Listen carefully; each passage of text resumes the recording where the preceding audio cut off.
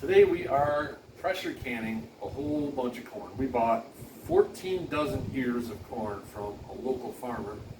Same farmer we've been buying from for the past 3 years. Now the price has gone up this year, like everything else, but it beats buying from the grocery store. We usually can enough to last us well over a year. This year we bought a little more. Usually we only get 12 dozen. This year we got 14. But have a look. We got our water bath canner. We're actually just going to blanch the corn in here for 3 minutes. Take it out of here and stick it into there to cool it off to stop the cooking process. Of course, you're going to want to have all your mason jars sterilized and cleaned. And then we have this little guy. It looks like a potato peeler to peel. Oh, it's in the dishwasher. In the dishwasher? Yeah. Let me see if I can grab that. This thing is just awesome. If you're ever going to do this, they sell these on Amazon. It looks like a goofy potato peeler, but you put it on there like this and just go down, and it shaves all the kernels off of the corn cob. So your dog is going crazy. He just came in and he wants back out again. Dude, it's like 110 out there. You don't want out there.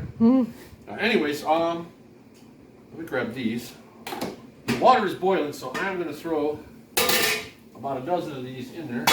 I don't want to throw them all in there because I can only fit a dozen in that ice water. About a dozen, so we'll chuck these in here. We'll let them go for a few minutes, for 3 minutes. Then a couple more. All right, that's good. So lid back in.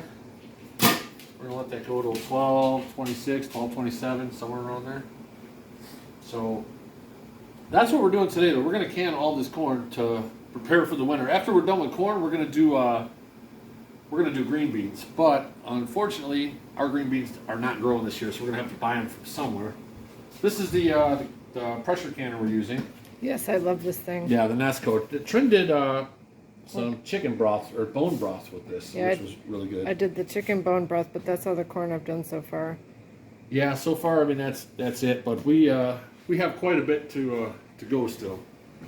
So it's definitely going to take a minute to get it all done. But when it's done, we should be good for corn. I'm going to guess this time probably almost a year and a half worth of corn for the three of us to eat. So I think that'll be all right. Then we just got to come up with the green beans. So like I said, we're gonna might end up having to buy those from either somebody local that's got them, or unfortunately might have to get them from the store. With everything going crazy and getting stupid these days, I mean, stock up on whatever you can. You know, I mean, it is what it is. You know, we gotta amend our soil next year so our garden does a little better. This year is not the greatest. The tomatoes are doing okay, but it's super dry right now, so nothing's really growing as fast as it should, even though we water regularly. The problem is it's so hot that if you water overnight, in the morning by 10 o'clock, everything's dry as a bone again. It evaporates real fast. So we're gonna give this another minute and a half. Pull it out and stick it in there, and then we'll come back and I'll show you how this little guy works. All right, here we go. Gonna take these out. Just kind of set them in there. Like I said, the reason for this is to stop the cooking process. You don't want these things to be completely cooked. You just want to blanch them a little bit to make the corn come off the cob a little easier. So I'm just going to stick these in here. They don't have to stay in there for that long, just enough to cool them off. Oh, I'm making a mess over here. You can see that's getting kind of full. I mean, like already, this is already pretty much cooled off. I'm jumping in front of you here, but you only got to stay in there for, you know, a few seconds. Nothing crazy.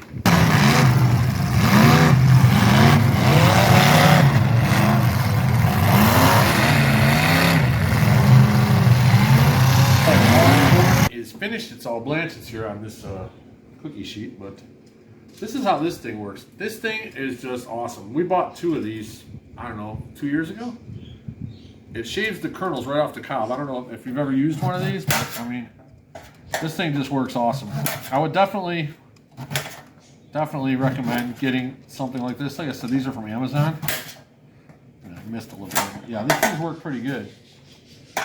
I would highly recommend it. I won't do this without it. Trying to cut this off with a knife or something else, I mean, that's just not going to work.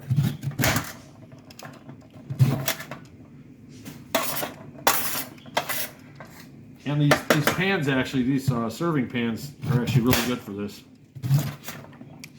Some people use a bundt pan. They use a what pan? A bundt pan. It's round and like in the middle. Oh, There's yeah. a, you know what I mean? So they Yeah. hold the corn there and then it falls in the bundt pan. Yeah, that makes sense too. Everybody's got different ways, you know, but Yeah. this works really good though. I would definitely recommend getting these. I just saw it on Amazon. What do we pay for these? Like $6 or $7? I don't remember, but we'll find it and put it in the description below. Yeah. All right, we are done shaving all the corn off the cob. Now we're gonna fill all these jars up now. I am gonna use this funnel, a canning funnel, because otherwise it's just a huge mess. But filling these up, you gotta have like a 1 inch of head space. So I mean, you wanna fill it to like right about there somewhere, just below this rim. You know, because it's corn, what I'll do is, it doesn't exactly sit in there perfect, so once you get it to where it looks like it's about close, I mean, you're going to want to, now you can see, now that's probably a little too much, but see how that's too high? Now we're actually probably right about where we need to be. Just give it a tap like that to get everything to settle down. Tap, tap, tap. Taparoo, that's right. So we're gonna fill all these up, and then after these are filled, we'll have Trinity come over and she will explain to you how the pressure canner works. That's her department. She runs the heavy equipment in the kitchen. So let me get these filled up, and we'll be right back.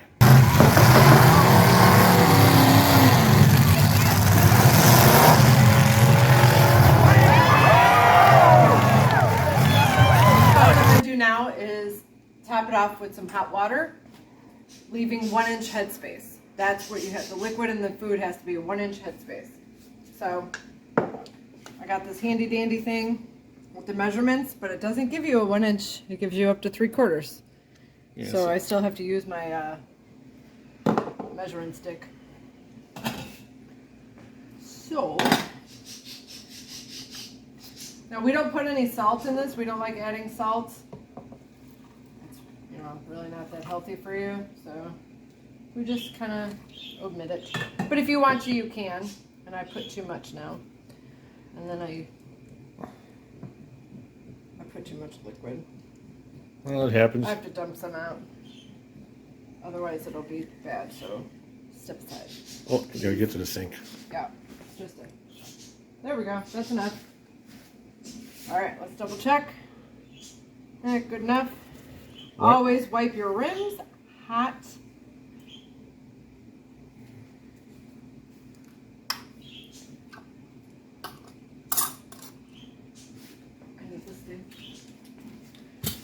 Yeah, let's get a little bit warm. All right, not you. Bring you over to the canner. I love this thing. Oops. Now this is still hot from my last batch. But I could fit 6 regular mouth jars in here. Pint jars. Pint jars, right. I don't remember what it is for quarts, but 6 regular pint jars. The small mouth ones. Right. The large mouth ones, you can only fit 5, right? Right. Yeah, so. So I'm going to fill the rest of these, and then when I'm ready to start it up, I will bring it back. All right, doing my last one.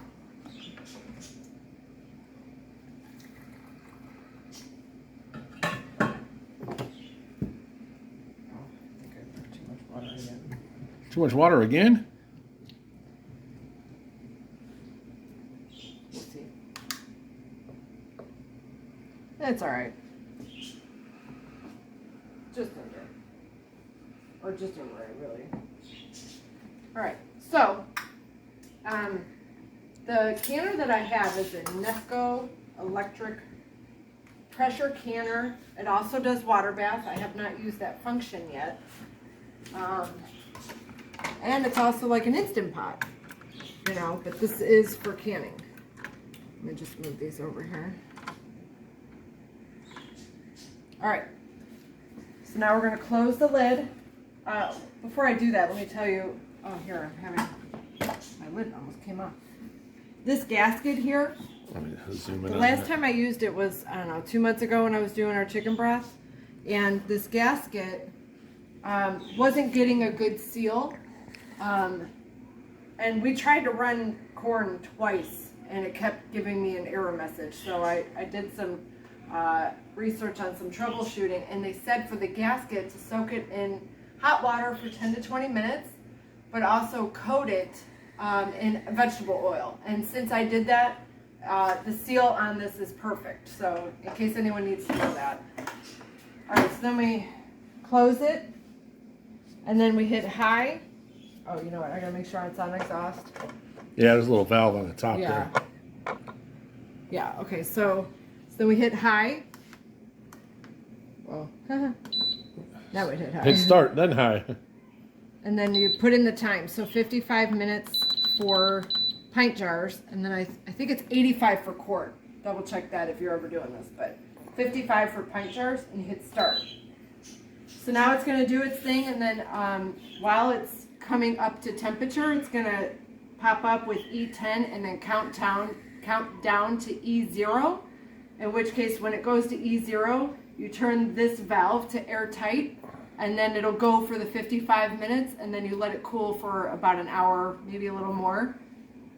So that's that. So far I love it, but I haven't used any other function other than pressure cooking or pressure canning, because that's essentially what I bought it for. So once it's counting down, or once it's at E0, we'll bring it back and show you like what we do after that.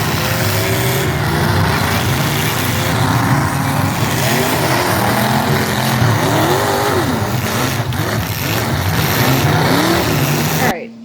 Well, it changed just before I brought you back, but it was on E10. Now it's on E9. It's starting the countdown. So at this point, you don't do anything until it hits E0. And we'll bring it back for that. All right. As you can see, it's flashing E0. So now what we do is we go to airtight. Now, you don't have to do anything else. You don't have to press any more buttons, but this will come up to pressure, and then there will be steam that comes out of here. That's okay. So then once it comes up to pressure, the right temperature or whatever, then it'll hit the 55 minutes that I set, and then it'll count down from that. And then afterwards, it'll say off. I typically unplug the machine and then wait about an hour, hour and 15. Then I open it up and remove the jars. So this thing is really great. It's in small batches, but you know, I'm still scared to death of large pressure canners. And I have a glass stove too, and they say not to do that. But even though I have 2 pressure canners, I just feel more comfortable with Nesco doing the thinking for me. All right, so the countdown has begun. I don't know if you could see this. There you go. Steam coming out. 55 minutes, counting down. All right, that batch is done. I typically unplug it, but since the time started counting down, Paige and I got in the pool, so I just kind of let it stay plugged in, and I did vent it, so it should be safe to open. I don't know if you guys heard that ping, but let's see if I could do this and record at the same time.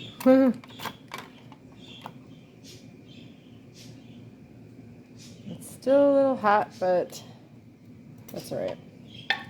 Oh, ping. I love hearing the pings. That means my job here is done. Oops, sorry guys.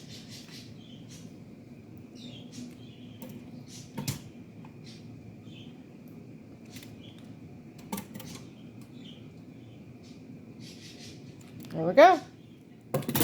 So now I'm ready for my next batch. And once we're done with all this corn, we're going to show you how many pint jars we got.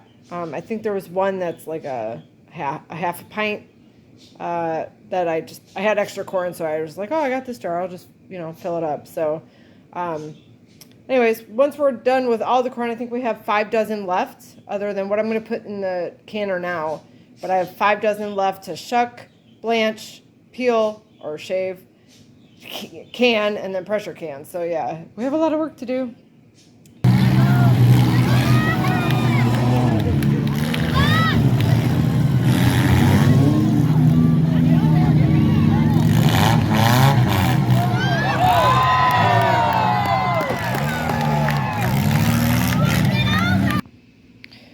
Okay, we are all done with the corn. 14 dozen. We got about 51 pints and 4 quarts, but 1 quart didn't seal, so I put it in the fridge. We'll eat it later this week. And she ran like a champ. She did such a good job. All that work. But you know what? It's worth it. Happy canning.